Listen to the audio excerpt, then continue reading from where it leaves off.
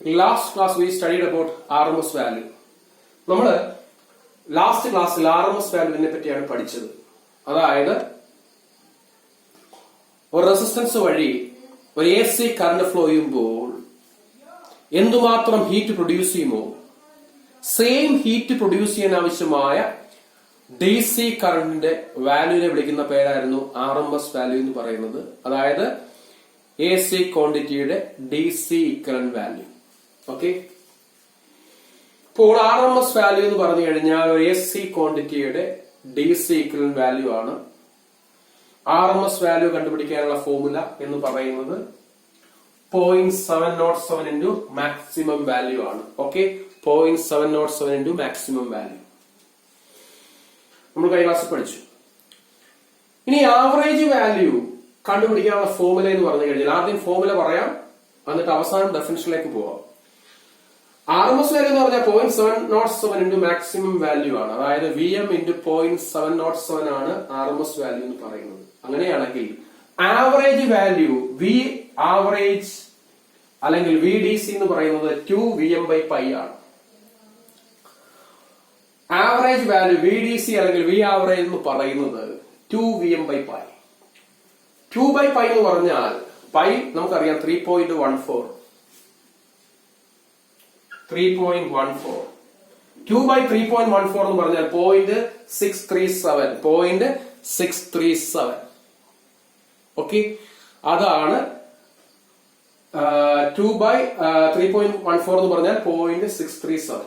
അപ്പോൾ average value എന്ന് പറഞ്ഞാൽ V ആവറേജ് അല്ലെങ്കിൽ VDC എന്ന് പറഞ്ഞാൽ 0.637 into VM. മാക്സിമം വാല്യൂവിനെ 0.637 കൊണ്ട് മൾട്ടിപ്ലൈ ചെയ്യുന്നതാണ് ആവറേജ് വാല്യൂ എന്ന് പറയുന്നത്. അങ്ങനെയാണെങ്കിൽ ആവറേജ് വാല്യൂ എന്ന് പറഞ്ഞാൽ 0.637 into maximum value VM. RMS value എന്ന് പറഞ്ഞാൽ 0.707 into മാക്സിമം വാല്യൂ VM. രണ്ടും തമ്മിലുള്ള ഡിഫറൻസ് എന്ന് പറഞ്ഞാൽ RMS വാല്യൂ എന്ന് പറഞ്ഞാൽ 0.707 into maximum value VM. Average value എന്ന് പറഞ്ഞാൽ 0.637 into VM. അപ്പോൾ 0.637 into VM ആണ് ആവറേജ് വാല്യൂ, 0.707 into VM ആണ് RMS വാല്യൂ. ഈ ഫിഗർ നോക്കിയോ, ഇത് പോസിറ്റീവ് ഹാഫ് സൈക്കിള്, ഇത് നെഗറ്റീവ് ഹാഫ് സൈക്കിള്. ഈ പോസിറ്റീവ് ഹാഫ് സൈക്കിൾ അല്ലെങ്കിൽ നെഗറ്റീവ് ഹാഫ് സൈക്കിളിലെ മാക്സിമം വോൾട്ടേജിനെയാണ് പീക്ക് വോൾട്ടേജ് അല്ലെങ്കിൽ മാക്സിമം വോൾട്ടേജ് എന്ന് പറയുന്നത്. ഓക്കെ, അപ്പോൾ ഈ പോസിറ്റീവ് ഹാഫ് സൈക്കിളിലെ മാക്സിമം വോൾട്ടേജ് ആണ് പീക്ക് വോൾട്ടേജ് അല്ലെങ്കിൽ മാക്സിമം വോൾട്ടേജ് എന്ന് പറയുന്നത്. ഇനി പോസിറ്റീവ് പീക്ക് ഇതാണ്, നെഗറ്റീവ് പീക്ക് ഇതാണ്. പോസിറ്റീവ് പീക്കിനും നെഗറ്റീവ് പീക്കിനും ഇടയിലുള്ള ഫുൾ വോൾട്ടേജിനെ വിളിക്കുന്ന പേരാണ് പീക്ക് ടു പീക്ക് വാല്യൂ എന്ന് പറയുന്നത്. ഈ പോസിറ്റീവ് പീക്കിനും നെഗറ്റീവ് പീക്കിനും ഇടയിലുള്ള ഫുൾ വോൾട്ടേജിനെ വിളിക്കുന്ന പേരാണ് പീക്ക് ടു പീക്ക് വാല്യൂ എന്ന് പറയുന്നത്. ഇനി this is RMS value. RMS value എന്ന് പറഞ്ഞാൽ VM ആണ് മാക്സിമം വാല്യൂ. VM ആണ് മാക്സിമം വാല്യൂ.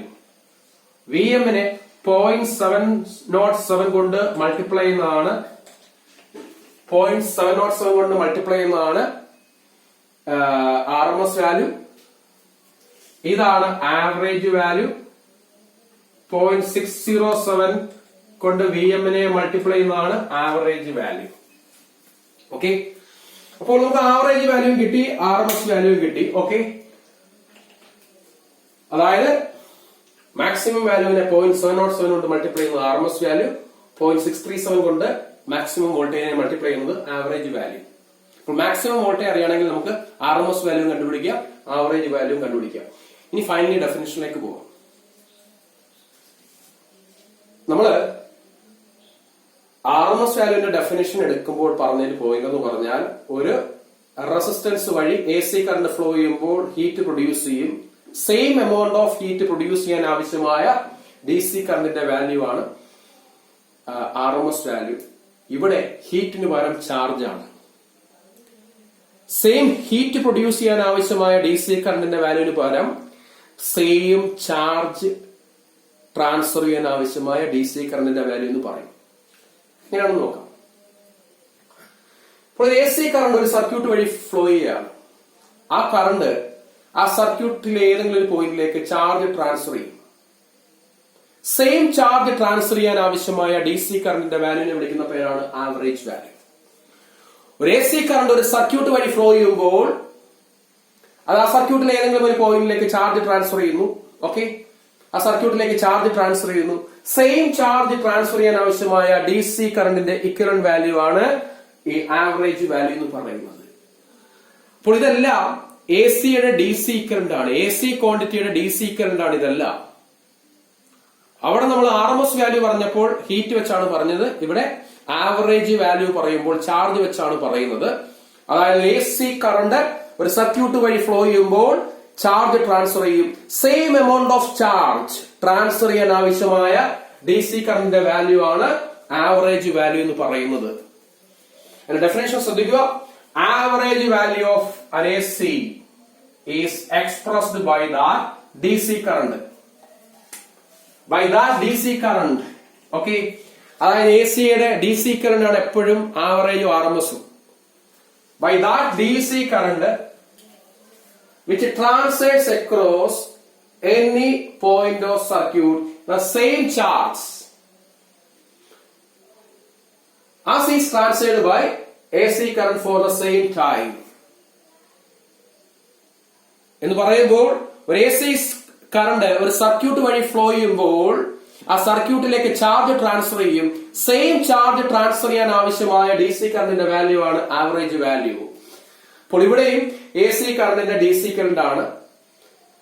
ഒരു എ സി കറണ്ട് ഒരു സർക്യൂട്ട് വഴി ഫ്ലോ ചെയ്യുമ്പോൾ സർക്യൂട്ടിലേക്ക് ചാർജ് ട്രാൻസ്ഫർ ചെയ്യും. സെയിം ചാർജ് ട്രാൻസ്ഫർ ചെയ്യാൻ ആവശ്യമായ ഡി സി കറണ്ടിന്റെ വാല്യൂ ആണ് ആവറേജ് വാല്യൂ എന്ന് പറയുന്നത്.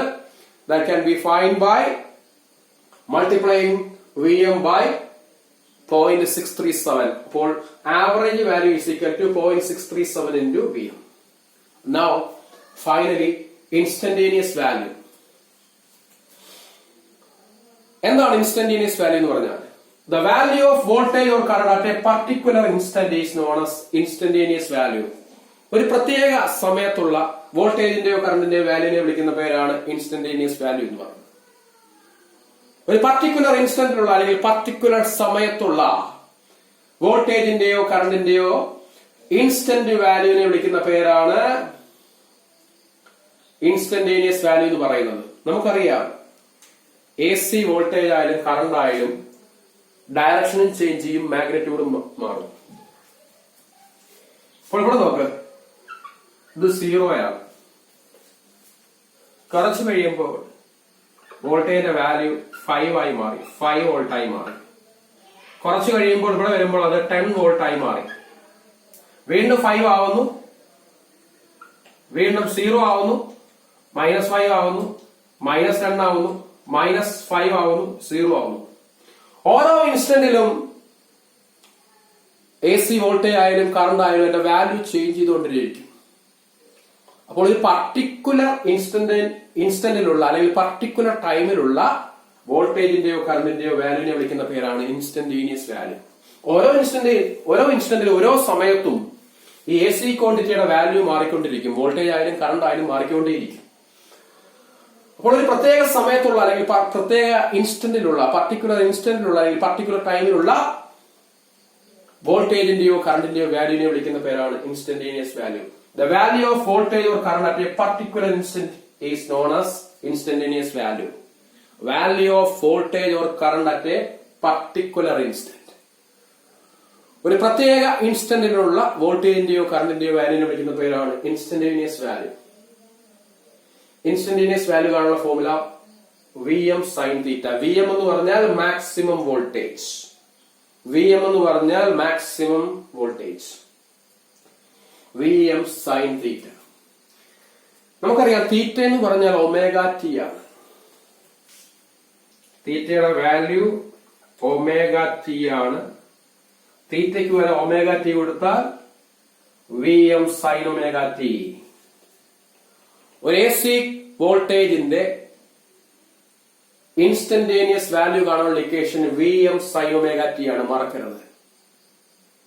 ഓക്കെ, ഇൻസ്റ്റന്റേനിയസ് വാല്യൂ എന്ന് പറയുന്നത് VI എന്ന് പറയുന്നത് ഒരു എ സി വോൾട്ടേജിന്റെ ഇൻസ്റ്റന്റേനിയസ് വാല്യൂ കാണാനുള്ള ഫോർമുല VI എന്ന് പറയുന്നത് Vm sin ഒമേഗ ടി.